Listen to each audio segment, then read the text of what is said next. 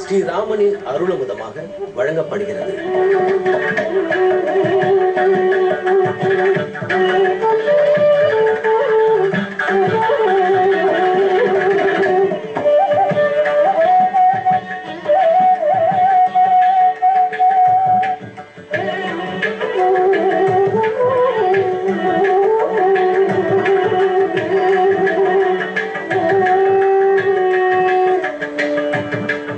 ஸ்ரீராம ராம ராமேதி ரமே ராமே மனோரமே சஹஸ்ரநாம தத்துல்யம் ராமநாம வரானனே. இந்த ஸ்லோகம் ராமநாமத்தின் மகாத்மியம் சொல்ல வந்தது. ராம ராம என்று ஆர் சொன்னாலும் எப்போது கூப்பிட்டாலும் அது நன்மையே பயக்கும். ராமநாமத்துக்கு மயங்காதவர் யார்? அதன் சிறப்பை உணர்ந்தவர்கள் நல்ல விதமாக பயன்படுத்துகிறார்கள். ஆனால் அந்த ராமநாமத்தை பொய் மானாக பொன்மானாக வந்த மாரீச்சன் கூட பயன்படுத்துகிறான். சீதையை ஏமாற்றி அவள் விருப்பத்தால் தன்னை கூப்பிடச் செய்து அதனால் ராவணனை வெகு தூரத்துக்கு ராமனை அழைத்து போய் ராவணனை சீதையை தூக்கி செல்ல வைக்க வேணும். இதுதான் ராவணனுடைய வஞ்சனை திட்டம். அதை மாரீச்சனிடத்தே கேட்டான். மாரீச்சன் எத்தனையோ உபதேசங்களை செய்து பார்த்தான். ஆனாலும் ராவணன் திருந்துவதாக இல்லை. மாரீச்சன் இப்படியே கூறுகிறான், நான் ஏற்கனவே இருமுறை ராமனிடத்தில் அபச்சாரப்பட்டேன். ஒருமுறை விஸ்வாமித்திரருடைய யாகத்தை ராமன் காத்த போது, அப்போது அவனால் நான் அடிபட்டு 100 யோஜனை தூரம் தள்ளி போய் கடலில் வீழ்த்தப்பட்டேன். அப்போதும் புத்தி வரவில்லை. பெரிய மிருக உருவத்தை எடுத்துக்கொண்டு காட்டில் கிடைத்ததெல்லாம் உண்டு ரிஷிகளையெல்லாம் அழித்து கொண்டிருந்தேன்.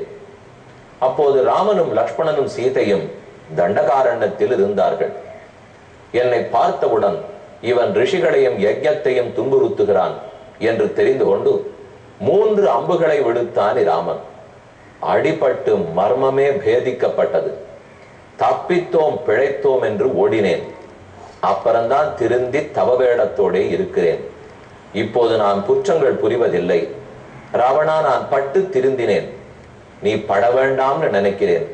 அதற்காக நல்லது கூறுகிறேன், கேட்டுக்கொள் என்று மாரீச்சன் உரைத்தான். ஆனால் அழிவு நெருங்கும் வேளையில் நல்லவர்களுடைய வார்த்தை நம் காதில் ஏறாது. ஆகவே பிடிவாதக்காரனாய் ராவணன் நினைத்ததிலேயே குறியாக இருந்தான். கடைசியா மாரீச்சன் உபதேசம் பண்ணிவிட்டு, ஆனால் அது காதில் விழாமல் போக ராவணனுடைய ஆணைக்கு இறங்கி மாயமானாக போகிறான்கிறதை மேலே நாம் பார்க்க வேண்டும். இப்போது கோதண்டராமரை தரிசிக்க போகிறோம். அடுத்த அற்புதமான கோவில் சென்னை பழவேற்காடு நெடுஞ்சாலையில் பொன்னேரி வருகிறது. பொன்னேரியில் அங்காடி மார்க்கெட் இடம்.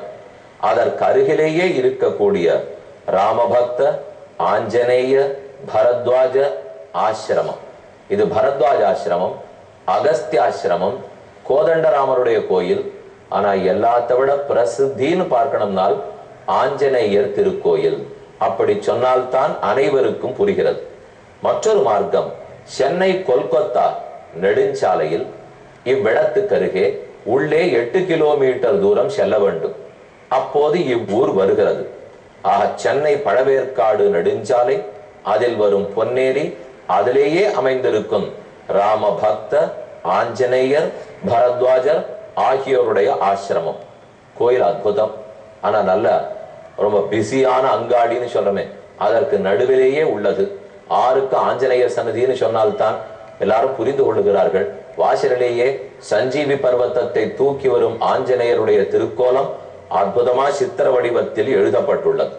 இத்திருக்கோயிலின் சிறப்பு வரலாறு பார்த்தால் அகஸ்தியரும் பரத்வாஜ முனிவரும் இருவரும் சேர்ந்து இவ்விடத்தில் தவமியற்றி உள்ளார்கள். அவர்களுக்காக காட்சி கொடுக்கத்தான் திருமாலே இங்கு தோன்றினானாம். அவன் அருகே ஓர் கோயிலில் இன்றும் எழுந்தருளி இருக்கிறார். இங்கே பரத்வாஜருக்காக அகஸ்தியருக்காக கோதண்டராமர் ரொம்ப ஆச்சரியமா சேவை சாதிக்கிறார். இதோ இப்புறத்தில் அகஸ்தியர், அந்த புறத்தில் பரத்வாஜர், நடுவிலே கோதண்டராமர். இவர்கள் இந்த கோதண்டராமனு ஏகசிலா விக்கிரகம். இந்த புறத்துல பரத்வாஜர், அகஸ்தியர். தலமுழுக்க ஜடை முடி, ஜடாமண்டல தாரியாய் துளசி மணிமாலை எல்லாம் தரித்து கொண்டு இருவரும் தவ வேடத்தில் எழுந்தருளி இருக்கிறார்கள். சிற்ப கலையில் இத்திருக்கோயில் சிறந்து விளங்குகிறது. தூண் தூணாக அந்த காலத்து சிற்பங்கள்.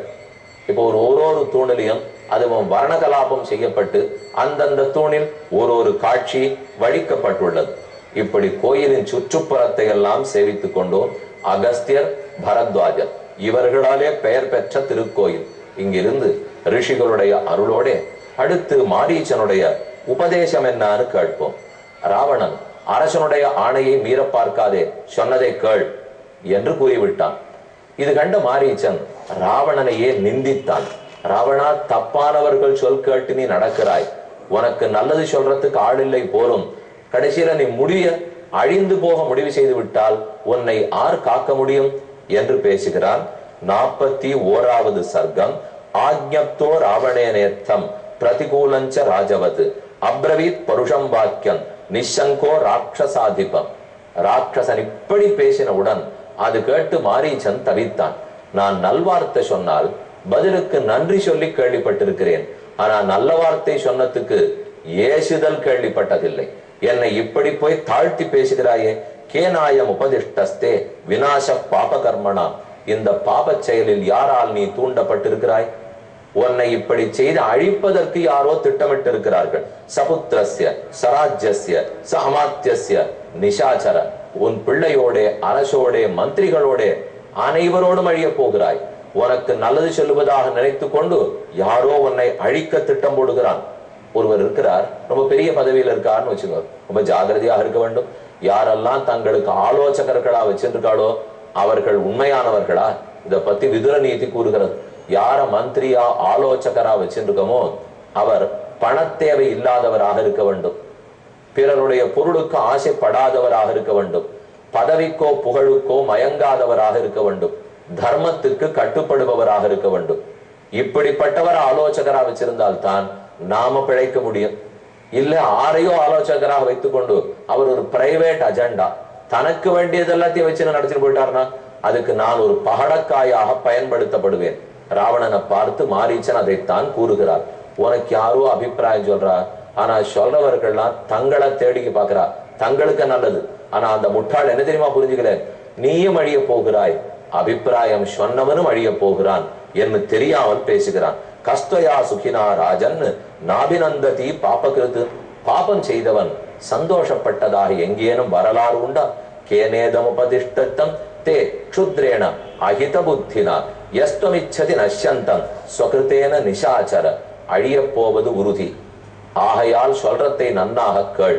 நம்ம எப்போ யாரிடத்துல போய் அபிப்பிராயம் கேட்போம்? எனக்கு வேண்டியவரா இருக்கணும், என் நன்மையில விருப்பம் இருக்கிறவரா இருக்கணும், அவர் கொஞ்சம் விஷயம் தெரிஞ்சவரா இருக்கணும், ஒரு பர்சன் நாலெட்ஜபிளா இருக்கணும், வயசா இருக்கணும், பகுத்தறிவு மிக்கவரா இருக்கணும். அப்படி இருக்கிறவர் இடத்துலதான் நான் போய் கேட்கணும். பகுத்தறிவு நிறைய இருக்குமா இருக்கும், நிதானம் தவறாது இருப்பார், ஆனா தனக்கே நிறைய விருப்பம் இருக்கிறவரா இருந்தா அப்ப அந்த விருப்பத்தை நிறைவேற்றித்தான் அவர் வழி பார்ப்பாரே தவிர என் விருப்பத்துக்கு அவர் பார்க்க மாட்டார். அப்ப நல்லவராய் வல்லவராய் என் முன்னேற்றத்தில் விருப்பம் உள்ளவராய் தர்மத்துக்கு கட்டுப்படுபவராக இருக்க வேண்டும். அப்பதானே நமக்கு நல்லது நடக்கும். ராவணா, அப்படிப்பட்டவர்கள் உன்னை சுற்றி இருப்பதாக தெரியவில்லை. வத்யாக்கலுன வத்யந்தே சச்சிவாஸ்தவ ராவண. ஆனால் இறுதியில் உனக்கு இப்படி தப்ப அபிப்பிராயம், தப்பான கைடன்ஸ் அதை கொடுத்திருக்கிற மந்திரிகள் கூட அழிய போகிறார்கள். அமாத்தேகி காமவிருத்தோகி ராஜா காபதமாசிரிதா. மந்திரிகளுக்கே ஆசை போகவில்லையானால் அப்புறம் எப்படி ராஜா உருப்பட முடியும்? மந்திரிக்கு ஆசை இல்லாதிருந்தா தான் ராஜாவுக்கு ஆசை இருந்தாலும் மந்திரி சொல்லி திருத்த வேண்டும். ஆனா உன் மந்திரிகளுக்கே காம உணர்வு இன்னும் போகவில்லை. அதனால் தானே மாற்றான் மனைவியை கவர்ந்து வர உனக்கு யோஜனை கூறுகிறார்கள். இவர்கள்லாம் என்ன மந்திரிகள்? தர்மவர்த்தஞ்ச காமஞ்ச யசச்ச ஜெயதாம்பர. இந்த 2 ஸ்லோகம் நம்ம வாழ்க்கைக்கு ரொம்ப முக்கியமான ஸ்லோகம்.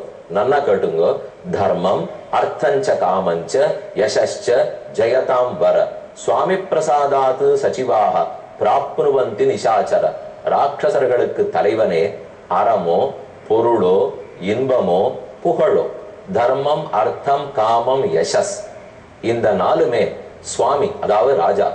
ராஜா எப்படி இந்த நாளையும் பற்றி இருக்கிறானோ அவன் அருளால் தான் பிரஜைகளுக்கு கிட்டும். ராஜா நல்லவனா இருந்து அவனுடைய தர்மத்தை பார்த்து பிரஜைகள் தர்மம் பண்ணணும். அவன் பொருளீட்டின வழியை பார்த்து பிரஜைகள் பொருளீட்டணும். அவன் காமபோகத்தை அனுபவிக்கிறத பார்த்து பிரஜைகள் அனுபவிக்கணும். அவன் புகழோடு இருக்கிறத பார்த்து இவாளும் புகழோடு இருக்கணும். இப்படி கேள்விப்பட்டிருக்கேன். ஆனா விபர்யேது தத் சர்வம் வியர்த்தம் பவதி ராவண வியசனம் சுவாமி வைகுண்யாத்து பிராப்னுவந்தி இதே ஜனாக. ஆனா அந்த சுவாமி நேர் வழியில நடக்கல. அவனுக்கு தர்ம வழி தெரியல. பொருளீட்டும் வழி தப்பான வழியில பொருளீட்டுறான். புகழ் நல்ல புகழ் இல்லை, அபகீர்த்தி உள்ளது என்று ராஜா இருந்துட்டானால் அப்ப பிரஜைகள் அத்தனை பேரும் அதை பார்த்து கெட்டுத்தானே போவார்கள். அதை புரிந்து கொள். நீ நேர்மையாக இரு. நீ தர்ம அர்த்த காமத்தை ஒழுங்கா தெரிஞ்சுக்கோ. அப்பதான் மக்கள் உன்னை பின்தொடர்வார்கள். நீ தப்பா இருந்தியானால் அப்ப லோக சங்கிரகம். உன்னை பின்பற்ற அத்தனை ஜனங்களும் நீ பண்றதையே திருப்பி பண்ணுவார்கள். அப்ப மொத்த பேரும் தப்பாகி அவர்களும் பாபத்தை சேர்த்து, அவர்களுக்கு பாபம் சேர்த்து கொடுத்த குற்றம், தவறாக வழி நடத்தின குற்றம், இதற்கு நீ ஆளாக போகிறாய். என்ன அழகான தர்மம் சொல்றேன் பாருங்க. இதெல்லாம் நம்ம யோசித்தே பார்க்க மாட்டோம். நாம ஒருத்தரை பார்த்து நடக்கிறோம்னா அவர் நேர்மையானவரா இருக்கணும். நம்ம அவரை பின்பற்றுறோம்னு சொல்லி பிரயோஜனம் இல்லை. சரியான ஆளை பின்பற்றுகிறோமான்னு தெரிய வேண்டும். அந்த ஆளை நம்ம கொஞ்சம் பரீட்சை பண்ணணும். இவர் வேற விருப்பம் இல்லாதவரா? நல்லா நிறைய பேரை நாம தலைவர்களா கொண்டு இருக்கோம். அவரை நாங்க பின்தொடர்றோம். இன்னாருக்கு டிவோட்டி, இன்னாளுக்கு பக்தர்கள் என்றெல்லாம் சொல்றோம் பாருங்க. ஆனா இது ரொம்ப சுலபமான முடிவு என்ன தெரியுமோ? இன்னைக்கு இருக்கிறவர்களை காட்டிலும் நான் ஆதிசங்கர பகவத் பாதரை பின்தொடர்பவன், ராமானுஜரை பின்தொடர்பவன், வல்லபாச்சாரியரை பின்தொடர்பவன், மத்வாச்சாரியரை பின்தொடர்பவன். இது நல்லா இருக்கும். ஏன்னா இன்னைக்குன்னா நமக்கு பரீட்சை பண்ற அளவுக்கு சக்தி எல்லாம் கிடையாது. யார் நேர்மை யார் நேர்மை இல்லை தெரியல பாருங்க. அந்த நாளைய மட்டாலயங்கள், அந்த நாள்ல இருக்கிற சுவாமிகள், அந்த வம்சத்துல வந்த வாழ்இடத்திலே ஒரு ஆபத்துமே கிடையாது. தைரியமா நம்ம பின்தொடர்கலாம். கொஞ்சம் முன்னிருக்கலாம் பின்னிருக்கலாம். ஆனா கவலைப்படுறதுக்கு ஒண்ணுமே கிடையாது. யாரை பின்தொடர்ந்து போகிறோமோ அவர் உண்மையானவராக இருக்க வேண்டும். இப்ப பயமா இருக்கு பாருங்க. யாரோ ராவணன், அவனை பின்தொடர்ந்து மக்கள் எல்லாம் எங்க ராஜா என்னமா இருக்கார், சூரியனும் சந்திரனும் எங்க ராஜாவுக்கு அடிபணிஞ்சிருக்கார், அப்பன்னா அவர் தானே மகாவீரர் என்று நினைத்து ராவணனை பின்தொடர்ந்து போனால் கெட்டே போவார்கள். ராவணா, தவறான முன்னுதாரணமாக ஆகிவிடாதே. ராஜ்யம் பாலயித்தும் சக்கியம் ந தீக்ஷ்ணேன நிச்சாச்சர. கடுமையா இருக்கிறதுனாலே அரசை ஆண்டுடலாம் நினைக்காதே. அனைவரையும் அணைத்து போனால் தான் அரசை ஆள முடியும். நச்ச அதி பிரதிகூலேன, எல்லாரையும் விரோதித்து கொண்டு ஆள முடியாது. நான் அவிநீத்தேன, பணிவில்லாமல் ஆள முடியாது. ஒரு ராஜாவுக்கு வேண்டிய அடையாளம் சொல்றார், பணிவோடு இருக்கணும், யாரோடையும் தேவையில்லாத வம்பு தும்புக்கு போகக்கூடாது, கடுமை இருக்கவே கூடாது. இப்படி இருந்தா தான் அரசு ஆள முடியும். இப்படி இருந்தா தான் ஒரு நிறுவனத்தை நடத்த முடியும், ஒரு குடும்பத்தையே நடத்த முடியும், ஒரு பள்ளிக்கூடத்தை நடத்த முடியும். எல்லாத்துக்கும் இது தேவை. தீக்ஷ்ண மந்திராக, அதே போல மந்திரிகள் எல்லாரும் கடுமையா அபிப்பிராயம் சொல்றவர்களோ, விஷமேஷு ரதாக, அல்லது உயர்வு தாழ்வு பார்ப்பவர்கள், இவன்னா வேண்டியவன் அவன்னா வேண்டாதவன் இப்படின்னு பாக்குற மந்திரிகளையே வச்சுக்காதே. மந்த சாரதையோ யதா, அவரு தேர் ஓடணும்னு வச்சுங்க, அது ஓட வேண்டிய வேட்டதால ஓட்டணும். நல்லா ஓஹோன்னு ஒரு நல்ல கார், ரொம்ப நல்ல பஸ், அதுல ஏறி உட்கார்ந்துட்டு 20 km/h மெதுவா போயிருந்தோம்னா அப்படி போயும் பிரயோஜனம் இல்லை. அப்ப கொடுத்த பணம் அத்தனையும் வீணாப்படும் இல்லையோ. வேகமா எடுத்துன்னு போகணும், ஆனா விவேகத்தோட எடுத்துன்னு போகணும், கடுமை இல்லாத எடுத்துன்னு போகணும், அனைவரையும் ஆதரித்து அழைச்சின்னு போகணும். இப்படி மந்திரி இருந்தா தான் ராஜ்யத்தை நடத்த முடியும். பகவத் சாதவோ லோகே யுக்த தர்மம் அனுஷ்டிதாக. நூன்னு பாடுறாவனா, ஒரு சிலர் உன் நாட்டில் நல்லவர்கள் இருப்பார்கள். இத போல கொடுமை நடந்ததுன்னு வச்சுக்கோ, ஒண்ணு அவர்கள் நாட்டை விட்டே வெளியேறி விடுவார்கள். அப்ப 1-2 இருந்தவாளும் போடும். அப்படி இல்லைன்னா இவர்களோட சேர்ந்து அவர்களும் அழிந்தே போவார்கள். இதனால கடைசியில நல்லவர்களை கெடுத்த குற்றமும் வரும். ததிதம் காகதாலீயம் கோரம் ஆசாதிதம் மயா அத்தரத்துவம் சோச்சனீயோசி சசைன்யோ மினசிஷ்யசி. இது காக்கை உட்கார பனம்பழம் விழுந்த கதை போல் இருக்கு. இப்போ நீயோ நானோ 2 பேரும் அடிய போறோம். சீதையை கவர வேண்டாம்னு முடிவு பண்ணிட்டியானால் 2 பேரும் வாழ்வோம். சீதையை கவர வேண்டும்னு முடிவு பண்ணிட்டியானால் அப்ப அதற்காக நான் போறேன். ஒரே பாணத்துல ராமன் என்ன அடிச்சிருவார், என்ன அடிச்சுட்டு சீதையை நீ தூக்கின்னு வந்தியானா அந்த சீதையை தூக்கின்னு வந்த பாப்பமே உன்னை அடிக்க போகிறது. 2 பேரும் வாழ போறது இல்லைன்னு புரிந்து கொள். அதனால திரும்ப போ.